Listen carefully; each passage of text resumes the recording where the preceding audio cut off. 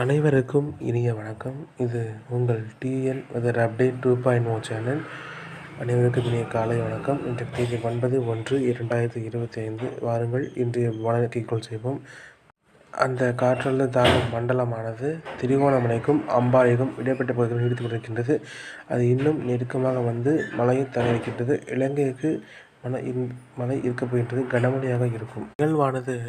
அந்த நிகழ்வானது இலங்கையினுடைய கையை தொட்டு கொண்டு நம்முடைய மன்னார் வளைகுடா பகுதிக்கும் டெல்டா மாவட்டங்களுக்கும் இடைப்பட்ட பகுதியில் நிற்கும் பொழுது நம்மளுடைய தமிழக கடலோர மாவட்டங்களில் இன்னும் மழையானது தீவிரமிட்டிருக்கும். அது எப்போ நடக்கும் பார்த்திங்கன்னா நாளைக்கு தான் நடக்கும். இப்போ நீங்கள் இந்த ரேன் நம்மளை பார்க்கலாமா எப்படி இருக்குது அப்படிங்கிறத. இலங்கையில் அதாவது யாழ்ப்பாணத்துலேருந்து அம்பாறை வரைக்கும் நல்ல ஒரு மழை தெரிகின்றது. அதை ஒட்டிய உள் மாவட்டங்களில் நல்ல மழை பெய்ய போகுது. இப்போ நம்ம தமிழக வானிலைக்கு வருவோம்.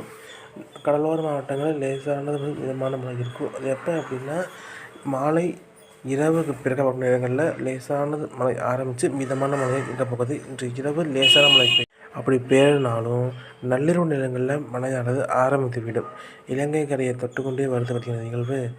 அப்போ நிற்கும் பொழுது இன்றைக்கு இரவுக்கு பிறகு நள்ளிரவு நேரங்களில் டெல்டா மாவட்டங்கள் மழை ஆரம்பித்து அந்த மழையானது நம்மளுடைய கன்னியாகுமரி வரைக்குமே எட்ட போகுது. அந்த மழை பொழிவு அந்த நிகழ்வு அப்படியே நம்மளோட மன்னார் பகுதி வந்து நிற்கும் பொழுது இன்னும் மழை தீவிரமிட்டிருக்கும். அது நீங்கள் நாளைக்கு காலைக்கு பிறகாக ஒரு 8 மணிக்கு பிறகு வரக்கூடிய நேரங்களில் மழையின் அளவு இன்னும் சற்று அதிகரிச்சிருக்கும்.